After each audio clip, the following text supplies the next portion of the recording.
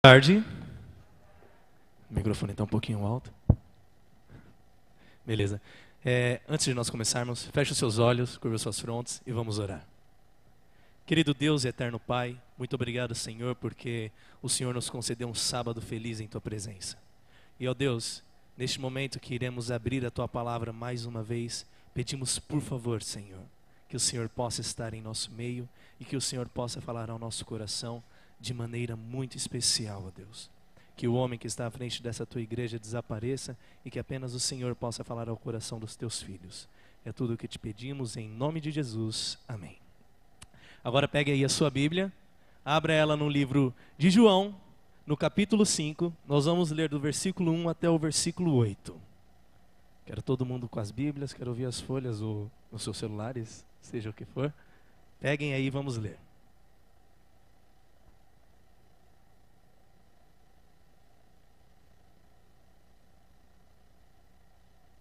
João capítulo 5, versículo 1 até o verso 8. Amém? Vamos lá. E diz assim: Algum tempo depois, Jesus subiu a Jerusalém para uma festa dos judeus.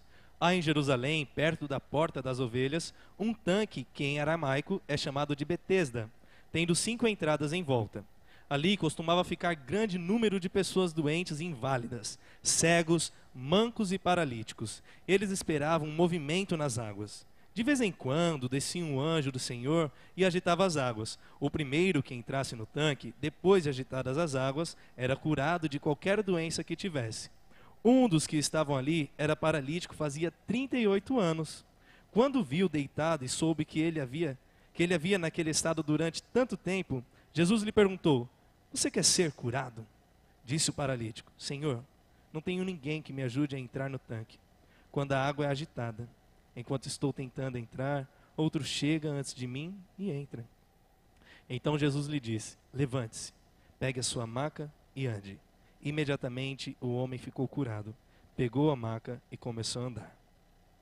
Quando você pensa em amor ao seu próximo, você consegue pensar em alguém que você não consegue amar?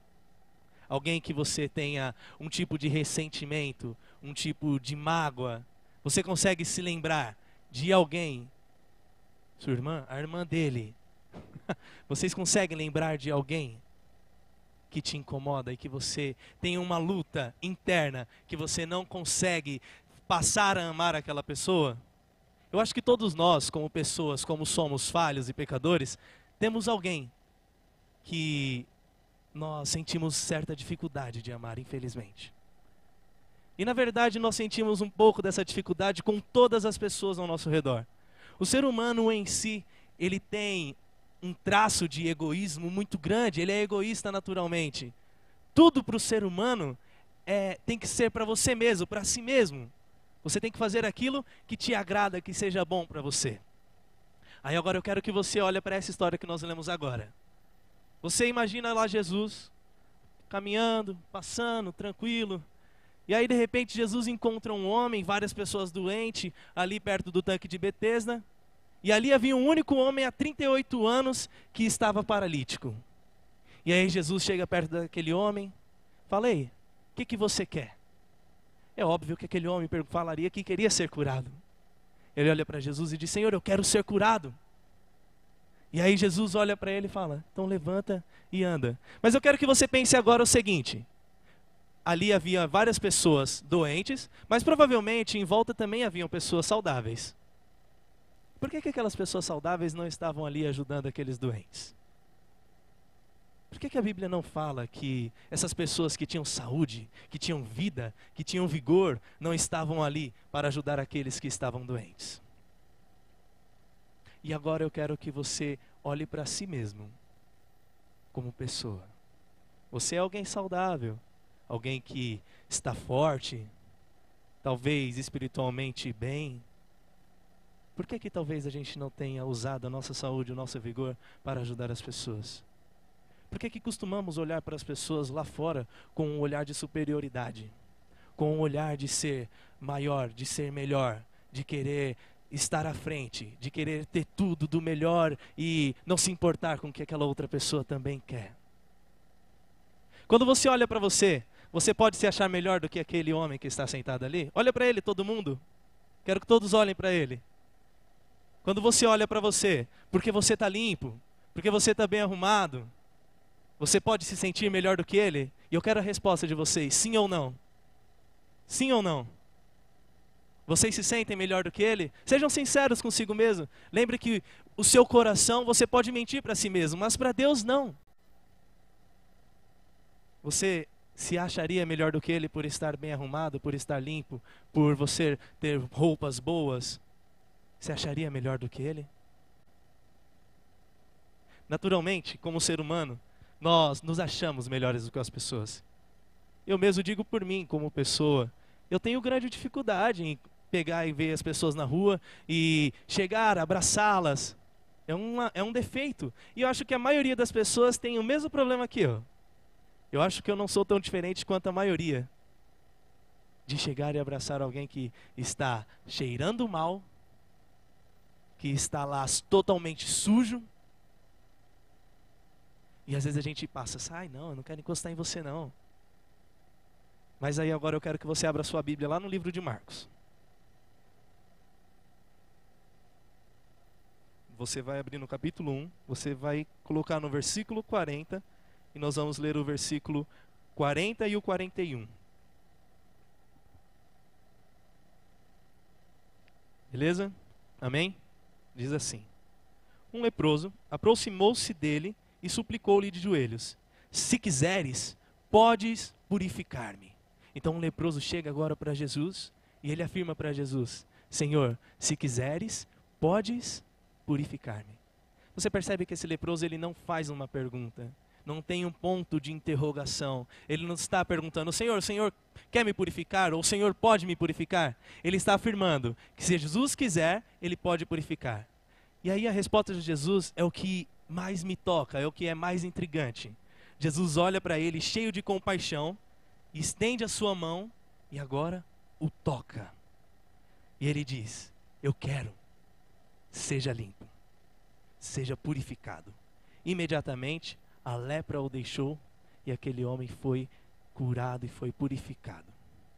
Só que agora eu quero que você pense naquela sociedade, naquele contexto, no que aquelas pessoas viviam. O que era um leproso na época? Nada mais, nada menos do que um homem que era denominado pelo povo daquela sociedade como um castigado por Deus por causa da lepra, que era a doença de um castigo divino considerado por eles. Ou seja, então ele tinha pecado provavelmente, por isso que ele estava com aquela doença. Ele era agora um homem que era excluído da sociedade. Ele não valia nada para aquela sociedade. Ele não era nada. Ninguém tocaria aquele homem de forma alguma, até porque a lepra é uma doença contagiosa. Então uma pessoa normal jamais gostaria de tocar nele ou chegar perto daquele homem. Mas Jesus, diferente de tudo, quebrando todas as barreiras daquela sociedade que era preconceituosa, que se achava melhor ou superior às pessoas, Jesus vai lá, além de querer purificar, Jesus toca agora aquele homem. Ele faz algo que ninguém faria. E naquele momento aquele homem, ele fica limpo. Eu olho para nós e eu vejo nada mais, nada menos do que pessoas cheias de lepra. Mas qual é a nossa lepra no caso? Nada mais, nada menos do que o nosso próprio pecado. Eu vejo ali, quando você sai na rua, quando eu saio na rua, nós podemos ver pessoas que cheiram mal. Pessoas que estão sujas. E aí nós não queremos chegar perto delas. Nós não queremos tocá-las. Porque a nossa vontade de se manter limpinho e cheiroso é grande demais para poder tocar naquela pessoa. Mas aí eu olho para nós, eu olho para Jesus e eu vejo alguém que decidiu tocar alguém que cheira muito mal. Alguém que está sujo, não só por dentro. Alguém que está fedendo a distâncias. Imagine que quando aquele leproso ele passava no meio daquela sociedade, ele tinha que encaminhar e ele tinha que gritar: imundo, imundo, para que as pessoas pudessem ver que ele era imundo e que ninguém chegasse perto dele. Você já pensou que o seu pecado te torna tão mais imundo do que aquele homem naquela época? Já pensou que você também deveria passar aqui, entrar na igreja e gritar imundo? Porque você é tão imundo, eu sou tão imundo quanto aquele homem daquela época, quanto aquele leproso. E você já pensou que Jesus ele desceu à terra não apenas para curar aquele leproso, mas também desceu à terra para curar você da sua doença mortal que é o pecado? Aquele que era tudo se fez nada. Aquele que era imortal se tornou mortal para te tornar imortal, para te tornar tudo. Aquele que tinha tudo, perdeu tudo para poder te dar tudo, que você não tem nada, eu não tenho nada. Então agora Ele faz tudo para você poder viver a eternidade um dia. E Ele te dá tudo de graça. Ele não te pede nada. E sabe o que mais? Ele não faz para mostrar para as pessoas que Ele fez. Ele não faz porque Ele quer que as pessoas vejam o quanto que Ele é bom. Ele apenas faz porque Ele ama cada um de nós incondicionalmente. Quanto tempo nós temos dedicado para amar e cuidar das pessoas? Uma vez, eu havia saído da igreja, era um domingo à noite.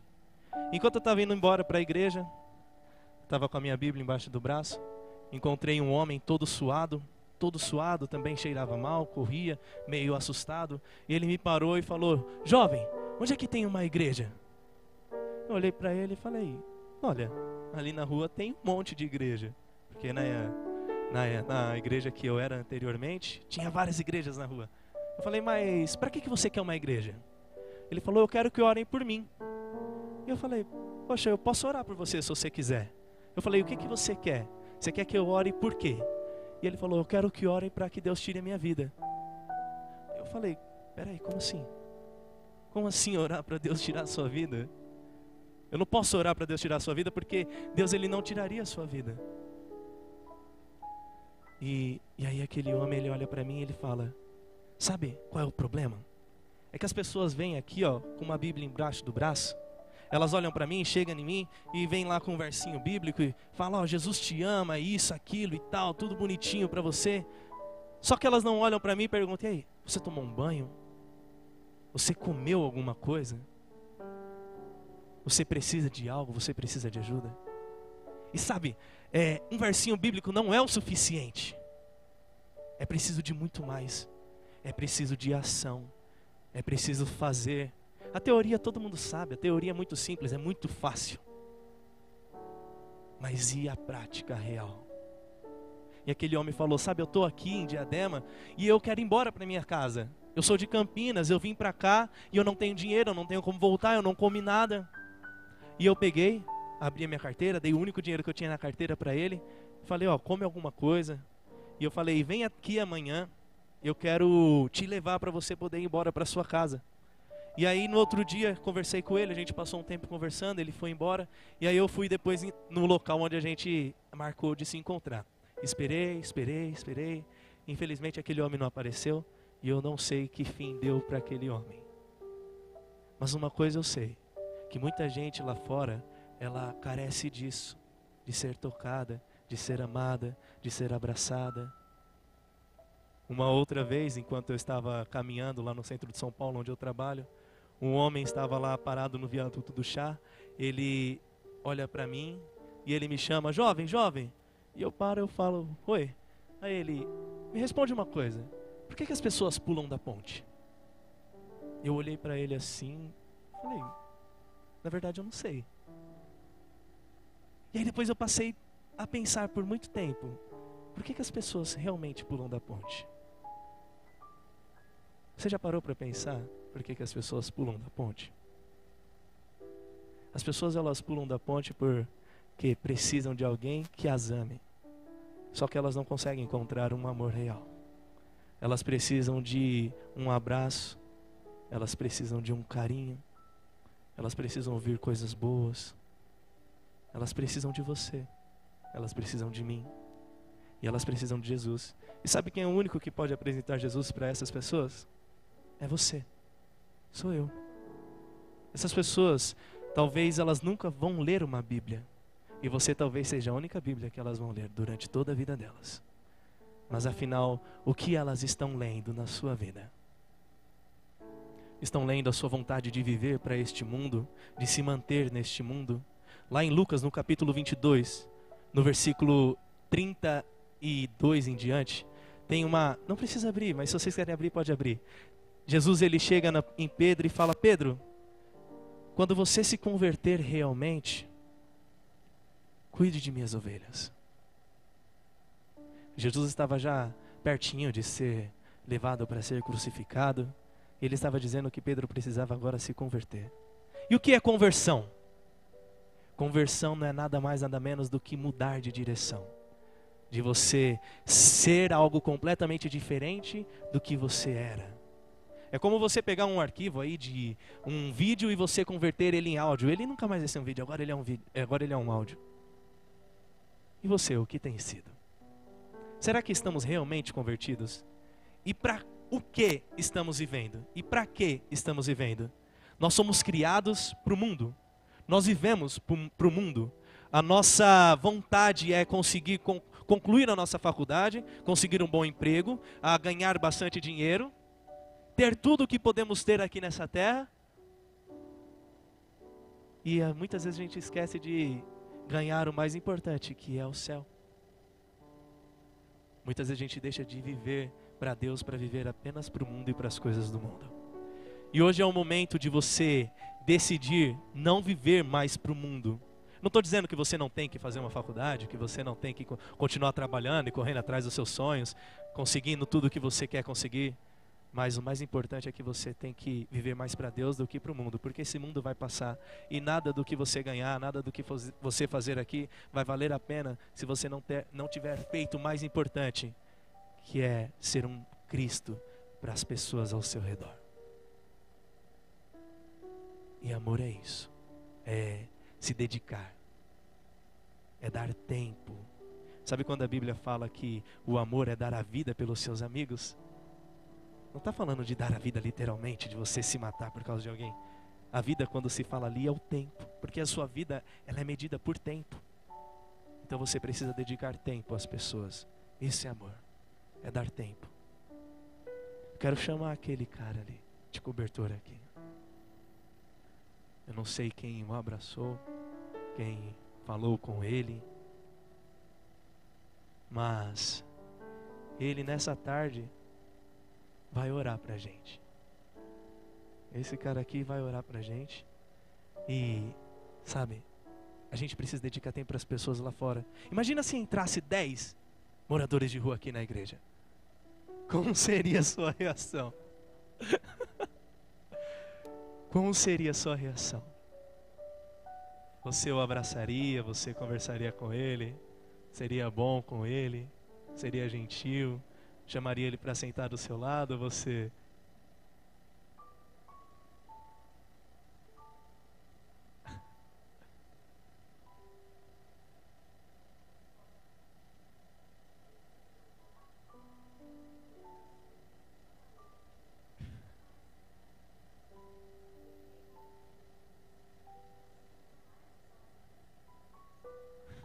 E é exatamente isso que a gente tem que fazer. As pessoas, tem muita gente que ama de forma incondicional. E às vezes a gente deixa de amar dessa mesma forma. Lembra que João, no capítulo 13, no versículo 34 e 35, diz assim: um novo mandamento dou a vocês. Amem-se uns aos outros como eu os amei. Vocês devem amar uns aos outros. Com isso, todos saberão que vocês são meus discípulos, se vocês se amarem uns aos outros. E não é fazer distinção. Não é só porque ele é um morador de rua ou não, que ele é inferior. Ele é tão pecador quanto você, quanto eu. E ele é tão importante para Jesus quanto você, quanto eu. Jesus veio morrer por ele, assim como veio morrer por você. E é isso que você tem que ter em sua mente daqui para frente. Não importa onde, não importa quando, o que importa é de fato o amor. E eu quero que o Renan ore para nós agora. Oremos. Querido Deus, querido Pai, muito obrigado, Senhor, por essa oportunidade que o Senhor nos dá, estarmos aqui na sua santa casa. Obrigado por o Senhor nos dar a oportunidade de podermos ajudar as pessoas. Que nós possamos amar os próximos. Que nós possamos ver as pessoas como iguais a nós. Que nós possamos tratá-las bem, acolher a todos. Nos dê força, nos dê capacidade, nos dê esse amor que o Senhor dá por nós. Que nós possamos transmitir para as outras pessoas. Nos abençoe agora nessa semana que se inicia. Que o Senhor possa cuidar de cada um. Abençoar aquelas pessoas que estão passando por necessidades, com problemas, com doenças. Senhor, toque que elas possam sentir a sua mão agora, Pai. Perdoe-nos, nos guie. É isso que eu te peço, te agradeço. Em nome de Jesus, amém.